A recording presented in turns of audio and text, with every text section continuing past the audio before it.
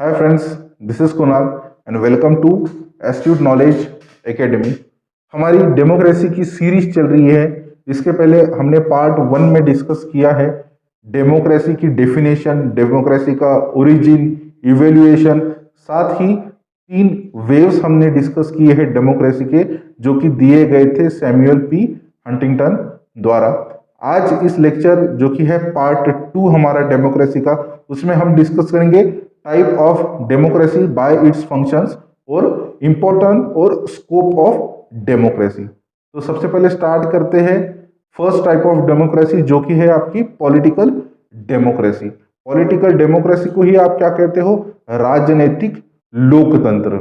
ये एक टाइप है इनडायरेक्ट फॉर्म ऑफ डेमोक्रेसी का, जहां पे हम एक रिप्रेजेंटेटिव चुनकर देते हैं, जो कि हमारे मुद्दे सरकार के सामने रखता है, पार्लियामेंट में रखता है, स्टेट लेजिस्लेचर में रखता है, एक नेता जिसे हम खुद चुनकर देते हैं।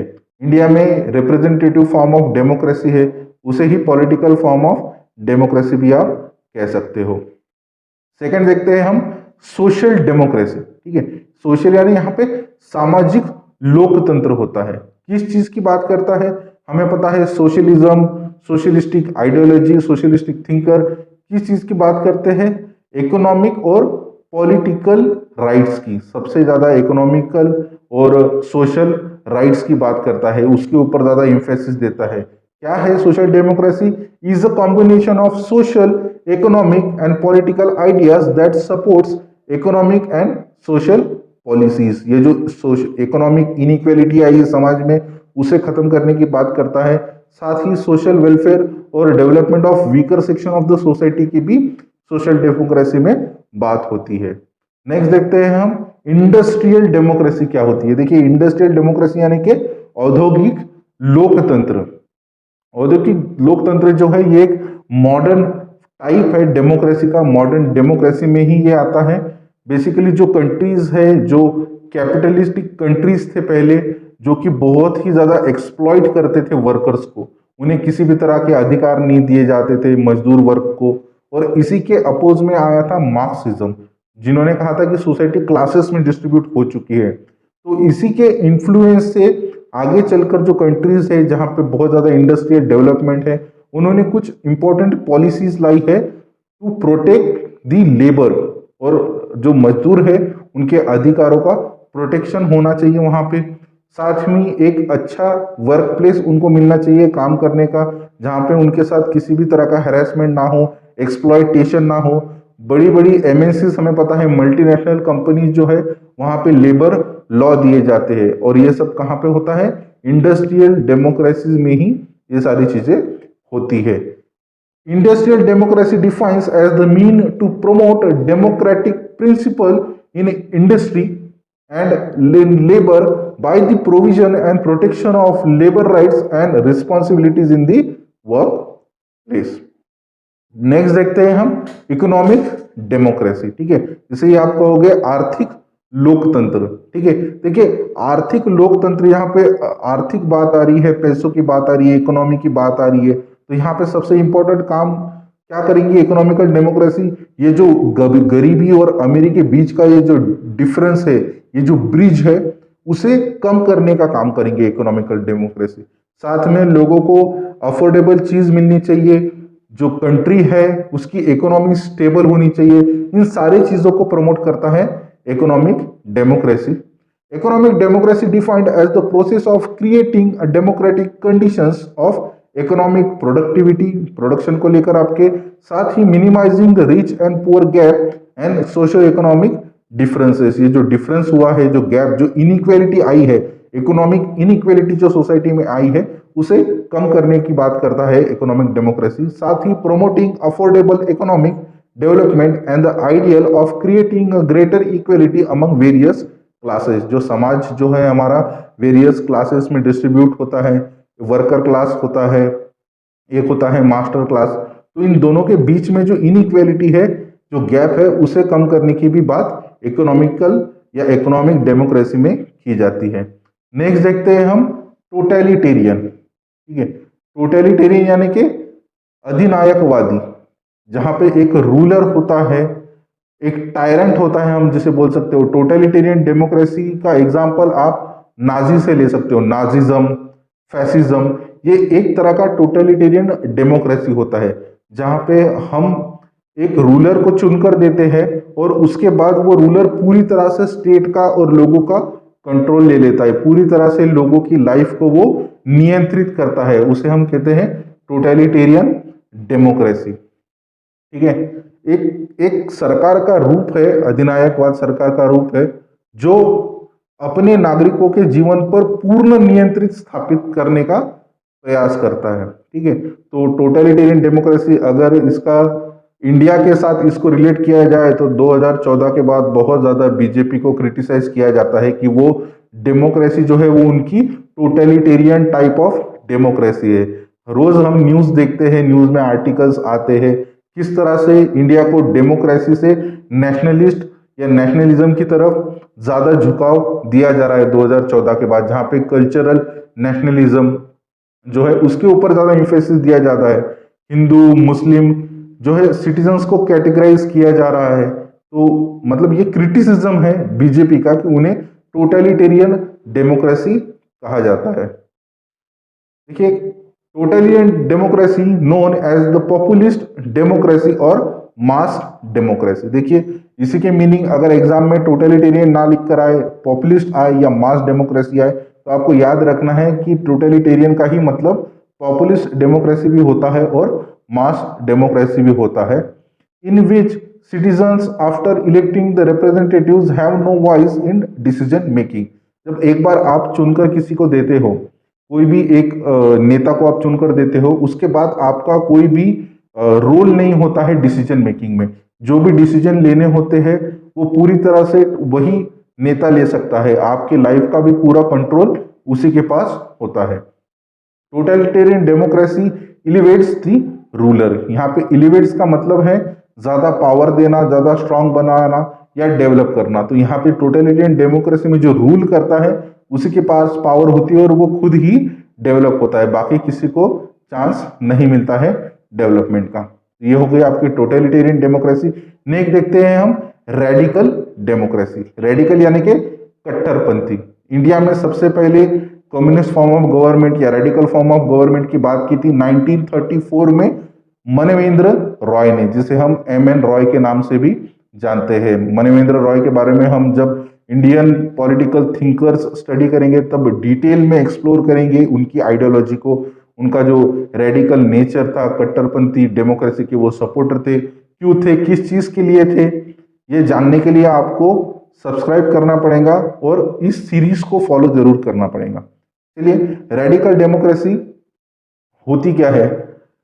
Radical democracy was proposed by M N. Roy, a leading Indian political thinker. ठीक है, देखिए कम्युनिस्ट थिंकर थे ये एम.एन. रॉय।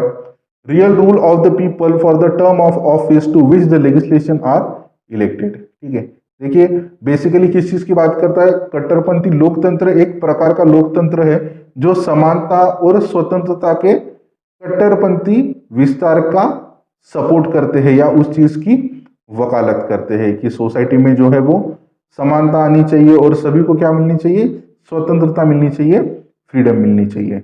अब ये कुछ देख लिया हमने types of democracy bye its function.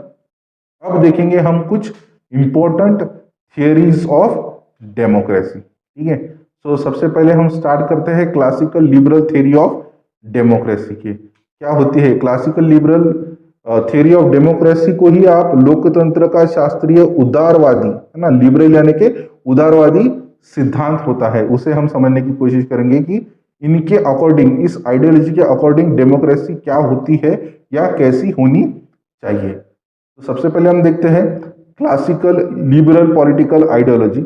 उसी के बाद हम देखेंगे मिनिमलिस्ट और एलिटिस्ट। इसी का मतलब होता है अभिजात्य या न्यूनतावादी सिद्धांत।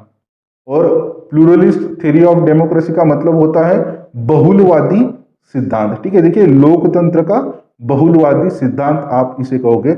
और फिर आती है आपकी मार्क्सिस्ट यानी कि मार्क्सवादी विचार और सिद्धांत लोकतंत्र को लेकर। तो सबसे पहले डिस्कस करते हैं हम क्लासिकल लिबरल आइडियोलॉजी और थ्योरी ऑफ डेमोक्रेसी। सॉरी।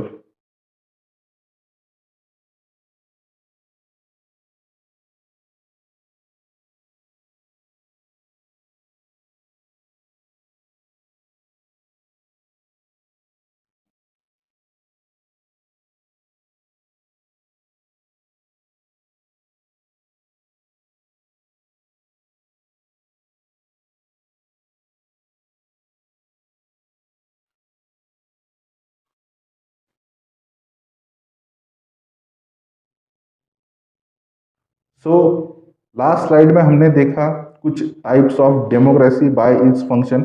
अब हम देखेंगे कुछ इंपॉर्टेंट थियरीज ऑफ डेमोक्रेसी। अलग अलग आइडियोलॉजीज है हमारी, क्लासिकल, लिबरल, एलिटिस्ट, प्लूरलिस्ट और मार्क्सिस्ट।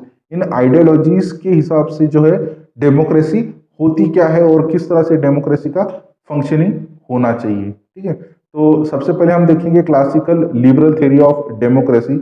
देखिए, क्लासिकल लिबरल थ्योरी को ही आप क्या कहते हो? लोकतंत्र का शास्त्रीय उदारवादी सिद्धांत। लिबरलिज्म आपको पता है, उदारवादी सिद्धांत को ही लिबरल थ्योरी कहा जाता है। नेक्स्ट हम देखेंगे एलिटिस्ट और मिनिमलिस्ट थ्योरी ऑफ डेमोक्रेसी। इसे ही आप कहते हो अभिजात या न्यूनतावादी सिद्धांत। और प्लूरलिस्ट थ्योरी ऑफ डेमोक्रेसी को आप कहते हो बहुलवादी। प्लूरलिज्म को ही आप क्या कहते हो? बहुलवादी सिद्धांत। और लास्ट हम देखेंगे मार्क्सिस्ट थ्योरी ऑफ डेमोक्रेसी, यानी कि जो कार्ल मार्क्स है उनका जो डेमोक्रेसी से रिलेटेड सिद्धांत है उसे समझने की कोशिश करेंगे। सबसे पहले स्टार्ट करते हैं क्लासिकल लिबरल थ्योरी से। देखिए, classical liberal theory is a political ideology and a branch of liberalism which advocates civil liberties under the rule of law with an emphasis on economic freedom। जैसे कि हम सभी को पता है कि जो लिबरल आइडियोलॉजी है, जो लिबरल थिंकर्स है, वो किस चीज की बात करते हैं? राइट टू लाइफ और राइट टू लिबर्टी। सबसे ज्यादा इनका इम्फेसिस होता है right to liberty, right to property और राइट टू लाइफ के ऊपर। तो देखिए, इकोनॉमिकल फ्रीडम के ये सपोर्ट है। लेजिस फियर हो गया जो कि एडम स्मिथ ने दिया था, वो खुद एक क्लासिकल लिबरल थिंकर है। और जो लिबरलिज्म आइडियोलॉजी है वो इसी के अराउंड घूमती है, राइट्स, स्वतंत्रता को लेकर। और सबसे ज्यादा इम्फेसिस उनका होता है इकोनॉमिक, है ना, आर्थिक स्वतंत्रता से रिलेटेड उनका सबसे ज्यादा इम्फेसिस होता है। Liberal democracy is a liberal political ideology and a form of government in which representative democracy operates under the principle of classical liberalism। इसे ही आप क्या कहते हो? Western democracy. बेसिकली जो लिबरल डेमोक्रेसी होती है वो रिप्रेजेंटेटिव टाइप ऑफ डेमोक्रेसी ही होती है, जहां पे आप एक रिप्रेजेंटेटिव को इलेक्ट करके देते हो। लेकिन ये जो किस चीज के ऊपर बेस्ड होती है? Principle of classical liberal. और प्रिंसिपल क्या है क्लासिकल लिबरलिज्म का? इकोनॉमिक फ्रीडम और स्वतंत्रता, लिबर्टी, इसके ऊपर ज्यादा इंफेसिस देते हैं। और इसी को आप कहोगे वेस्टर्न टाइप ऑफ डेमोक्रेसी या वेस्टर्न फॉर्म ऑफ डेमोक्रेसी। तो देखिए, अगर वेस्टर्न फॉर्म ऑफ डेमोक्रेसी कहीं दिखाई देता है तो आपको ये याद रखना है कि ये क्लासिकल लिबरल डेमोक्रेसी ही है। ठीक है, western type of democracy. Liberal democracy is a form of government in a liberal democracy is a form of government. It is a representative democracy in which the ability of the elected representative to exercise decision making power is subject to the rule of law and usually moderated by the constitution that emphasize the protection of right। देखिए, basically liberal democracy जो है वो based, जो ये form of government है वो base होती है जहां पे रिप्रेजेंटेटिव टाइप ऑफ डेमोक्रेसी पे, जहां पे आप एक रिप्रेजेंटेटिव को चुनकर देते हो आपके बिहाफ में, और जितने भी डिसीजन मेकिंग पावर होते हैं उसे एक्सरसाइज वो रिप्रेजेंटेटिव करता है under the rule of law. जैसे कि जहां पे एक कॉन्स्टिट्यूशन होता है, कॉन्स्टिट्यूशन में प्रोविजंस होते हैं कि जो आप रिप्रेजेंटेटिव दे रहे हो, नेता चुनकर दे रहे हो, उसका क्या फंक्शनिंग रहेगा, उसका क्या काम रहेगा, डिसीजन मेकिंग में वो आपको किस तरह से रिप्रेजेंट करेगा, ये सारी चीजें जो है वो कॉन्स्टिट्यूशन में दी जाती है। और लिबरल डेमोक्रेसी जो है वो कॉन्स्टिट्यूशन की सपोर्टर है। वो चाहती है कि हर जगह पे जो है वो कंट्रीज में कॉन्स्टिट्यूशन हो और वहीं से वो लिबरल प्रिंसिपल का फॉलो करे।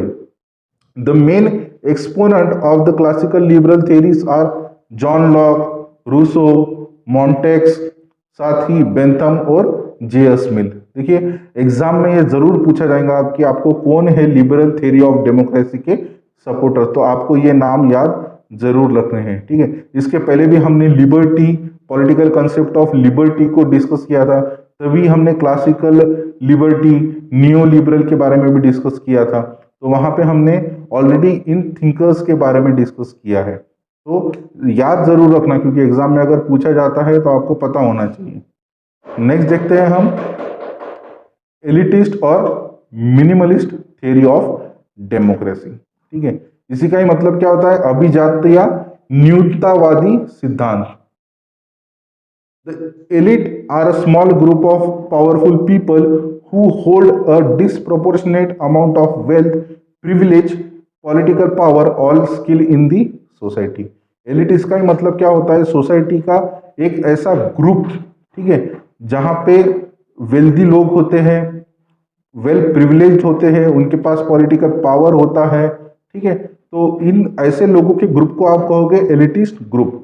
ऐसा समझ लीजिए इंडिया में कोई बिल्डर लोगों का ग्रुप है, कंस्ट्रक्शन बिल्डर जो कि इंडिया में बहुत ज्यादा रिच होते हैं, या तो इंडस्ट्रियलिस्ट लोगों का एक ग्रुप जो कि रिच होते हैं, प्रिविलेज होते हैं, उनका एक जो ग्रुप होता है वो चलाएंगा आपकी डेमोक्रेसी को, एलिटिस्ट या मिनिमलिस्टिक थ्योरी ऑफ डेमोक्रेसी में। Elitist theory is a theory of a state that seeks to describe and explain power relationships in a contemporary society. The theory posits that a small minority consisting of members of economic elites and policy planning networks holds the most power, and this power is independent of a democratic elections. ठीक है, तो यहाँ पे किसी भी तरह का election नहीं होता है, जैसे कि हम देखते हैं रिप्रेजेंटेटिव डेमोक्रेसी में या पार्टिसिपेटरी या पॉलिटिकल डेमोक्रेसी में हम एक रिप्रेजेंटेटिव को चुन कर देते हैं, लेकिन जो इलिटिस्ट फॉर्म ऑफ गवर्नमेंट होती है या डेमोक्रेसी होती है वहां पे इंडिपेंडेंट होती है इलेक्शन से। यहाँ पे किसी भी तरह का इलेक्शन या प्रोसेस नहीं किया जाता है, कोई नेता चुनकर नहीं दिया जाता है। जो ऑलरेडी एग्जिस्टिंग समाज के जो उच्च वर्गीय या एलिटिस्ट लोग हैं, जो रिच है, पावरफुल है, प्रिविलेज है, उन्हीं के हाथ में पूरी तरह से नियंत्रण दे दिया जाता है, सत्ता दे दी जाती है। उन्हीं को ही आप कहोगे एलिटिस्ट और मिनिमलिस्टिक थ्योरी ऑफ डेमोक्रेसी। साथ ही इनके कुछ इंपॉर्टेंट सपोर्टर है, जैसे कि विल्फ्रेड परीतो हो गए, रॉबर्ट माइकल, गैनेडो मोस्का, साथ में राइट मिल्स और जेम्स बर्नहम। ये सारे जो है ये इंपॉर्टेंट सपोर्टर है एलिटिस्ट ग्रुप के या एलिटिस्ट थ्योरी के। देखिए यहाँ पे जो है परीटो ने बहुत ही अच्छे से डिफाइन किया था एलिटिस्ट और मिनिमलिस्टिक थ्योरी को। साथ में जो C.W. मिल्स है, जिसे आप राइट मिल्स भी कहते हो, इन्होंने भी एलिटिस्ट थ्योरी को डिफाइन किया था, उसके टाइप्स बताए थे एलिटिस्ट थ्योरी के। हम जब थिंकर्स का जो है सीरीज स्टार्ट हो जाएगा हमारा पॉलिटिकल थिंकर्स का, तब हम एलिटिस्ट थ्योरी के जो थिंकर्स है उनको और ज्यादा इलेबरेट करेंगे। नेक्स्ट देखते हैं प्लूरलिस्ट थ्योरी ऑफ डेमोक्रेसी। देखिए प्लूरलिस्ट का मतलब क्या होता है, बहुलवादी, है ना। प्लूरलिस्ट सिद्धांत यानी कि बहुलवादी सिद्धांत। Pluralist theory of democracy is made up of many groups, some of them are labour union, business, non profit organisation, religious group और ethnic groups.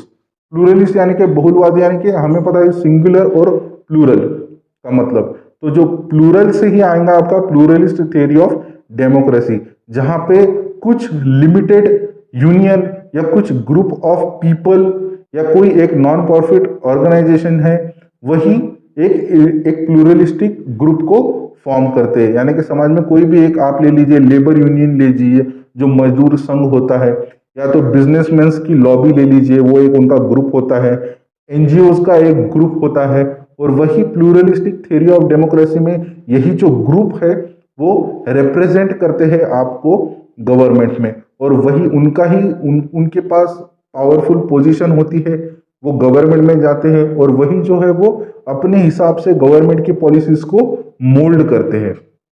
Pluralist democracy describes a political system where there is more than one centre of power.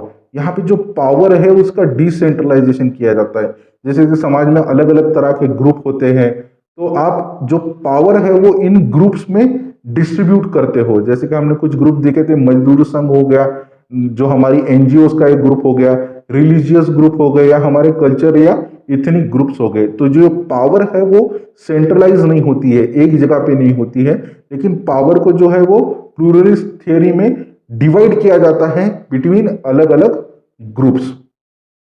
Modern democracies are by definition pluralist, as democracies allow freedom of association. However, pluralism may exist without democracy। ठीक है, तो pluralist form of government लाने के लिए आपको democracy की जरूरत नहीं होती है, वो ऑलरेडी या ऑटोमेटिकली एग्जिस्ट हो सकती है। अगर आप अपना पावर इन ग्रुप्स में डिवाइड कर दोगे तो आपको डेमोक्रेसी, तो लोकतंत्र की वहां पे जरूरत ही नहीं है, क्योंकि लोगों का पार्टिसिपेशन ही नहीं है।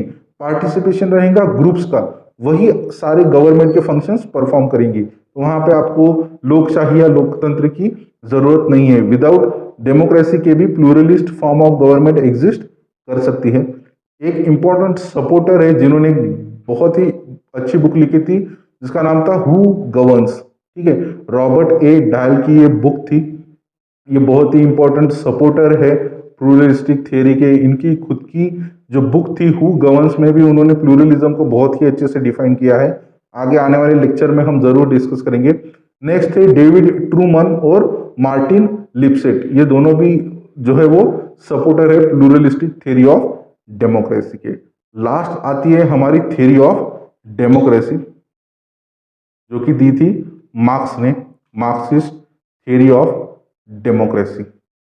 चलिए, in Marxist theory a new democratic society will arise through the organized action of an international working class, enfranchising the entire population and freeing up humans to act without being bound by the labor market। देखिए, Marxist ideology है, उसका जन्म ही होता है capitalism को oppose करने के लिए, क्रिटिसाइज करने के लिए।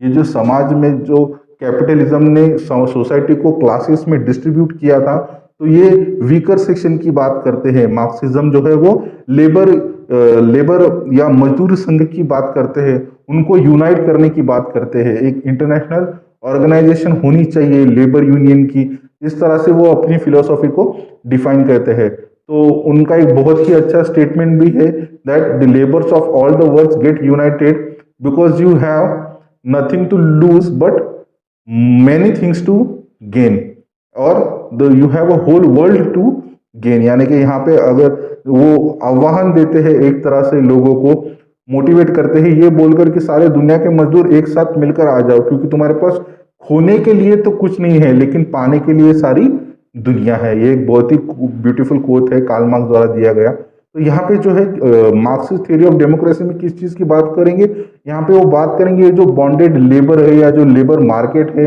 या जो ये एक सिस्टम बन चुका है जहाँ पे एक मालिक और एक मजदूर होता है, इस सिस्टम को खत्म करने की बात करते हैं ये। और उस चीज के लिए ये बात करते हैं कि एक इंटरनेशनल ऑर्गेनाइजेशन होनी चाहिए मजदूर क्लास की।